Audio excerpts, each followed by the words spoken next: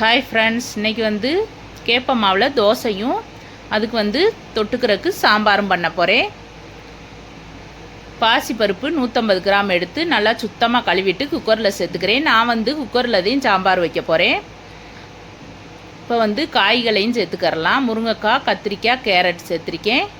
சின்ன வெங்காயம், 2 தக்காளி, கொஞ்சமாக உப்பு, காய் முங்குற அளவுக்கு தண்ணி ஊற்றி 3 விசில் விட்டு இறக்கிக்கரலாம். இப்போ வந்து மாவை கலந்து வச்சுக்கரலாம். அரிசி மாவு, தோசை மாவு 1 கப்பு, அரை கப்பு கேப்ப மாவு, உப்பு போட்டு தண்ணி ஊற்றி கலந்து விட்டுறலாம். இது 10 நிமிஷம் அப்படியே இருக்கட்டும். இப்போ குக்கர் விசில் வந்துருச்சு.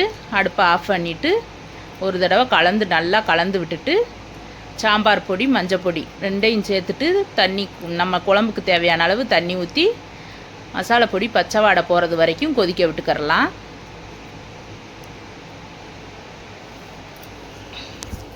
தோசைக்கு மாவு தயாராகிடுச்சு. தோசையை ஊற்றிக்கிறலாம்.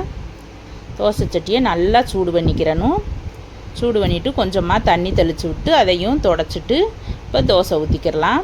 இந்த தோசை வந்து வழக்கம் போல் நம்ம சுடுற தோசையை காட்டிலும் சூப்பராக டேஸ்ட்டாக இருக்கும்.